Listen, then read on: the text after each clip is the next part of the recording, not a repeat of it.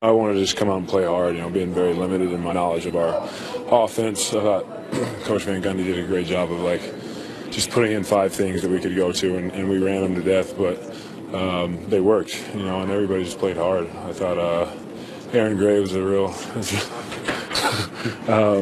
just playing hard. They won the game on 5 plays, over and over and over and over again. How do you think Blake looked in his first game with the Pistons? Similar to how he looked the last few weeks with the Clippers. Now over his last 10 games, he's averaged 24, 10, and 5. Blake, this year, when he's been healthy, he's played 34 games now, I think. He's given you 22, 7, and 5. Only 6 guys in the league are doing that. It's LeBron, it's Russ. Some of the best players in basketball.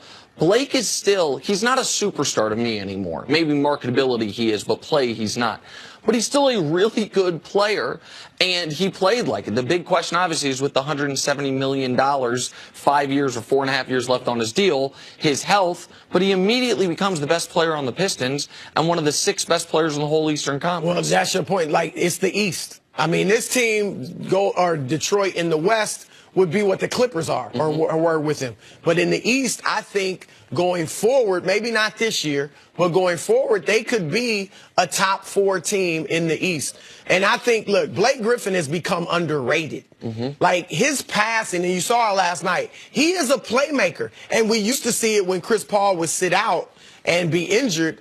Blake would handle the ball more, bring it up court, get guys involved. I know there was something though about this story about Blake in Oklahoma City. That there was a story that Blake was offered for Paul George. Yes. And that the Thunder turned it down. And that was something you wanted to comment on. I know. Look, I for today's NBA, I think Paul George is probably slightly better.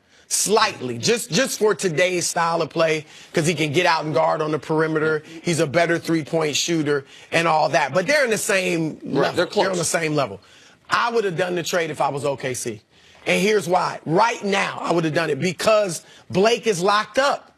You got Blake for at least 4.5 more years.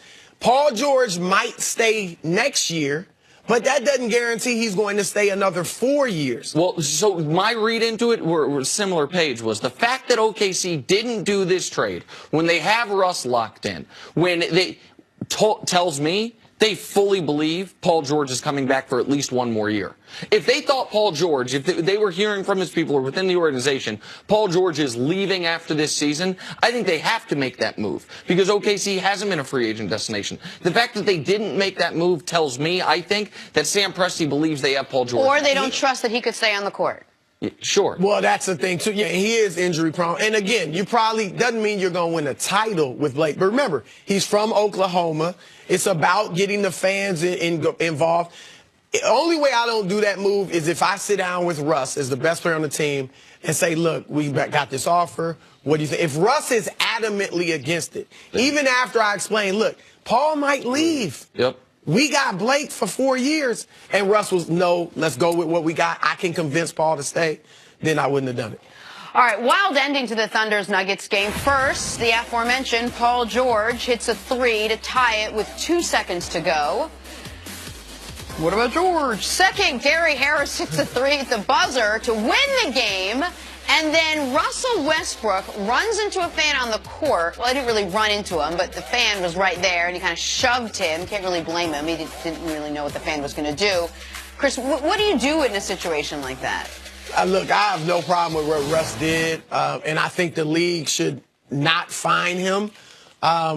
You know, when somebody comes up to you unexpected, a fan on the court, and it looks like he was, riding, he was talking to Russ, he was talking about we beat y'all or whatever he was saying, then you just react naturally, and I think your natural instinct is to get off me, get away from me. So I have no problem with what Russ did.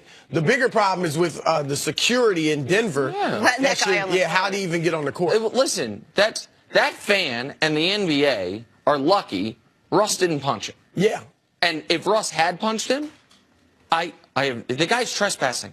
The guy, I used to live in Texas. I think you can shoot a guy for that there. And in most states, I'm pretty sure you're allowed to. Listen, man, that was a big guy in his face, in his workspace. It is very clear. I know in the NBA, one of the best things about the NBA, one of the coolest things is how close the fans can get.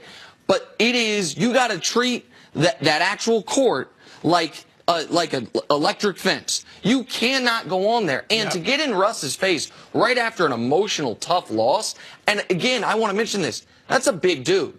Like, that guy seemed to be as tall as Russ. Russ is 6'3". He was bigger. And he's obviously not in, I'll say, as good physical peak condition as Russ. Like, this could have turned really ugly because of what the fan did. If Russ had punched him, and like you said, maybe it's justified, the league would have had to fine him. 100%. You would have had to. Just 100%. Look, your business depends on the fans. Even though you could have sat down with Russ and explained, look, I understand it, but for perception, public relations, we have got to fine you, maybe suspend your game, I get whatever. what but, your face is saying, Nick, but you can't hit If a guy. fans, like, that was even a tad bit extreme for me. Like, nobody was going to let that escalate. There were What do you people mean all nobody's around gonna them. The guy could have a weapon. What are you talking You about? can't punch him in that unless he comes at you more aggressively. It was taunting at that point. You could the push I'm fine with. If he would have hauled off and punched the dude, man, again, you are in the you have to peak find him. of emotion and physical competition right after. I get it. You see a guy run up on you that's your size. Like, I applaud Russ for showing restraint, but I would not be criticizing him this morning had he knocked the guy out. I wouldn't necessarily be criticizing him. I would understand. I'm just saying But the he faced league discipline would from the have league. to discipline him. Because your fans need to see that. It's just, they pay the bills. Chris, thanks so much for being with us. All week. This is You've great. been outstanding. Real good Thanks. stuff. Much appreciated. All right, coming up.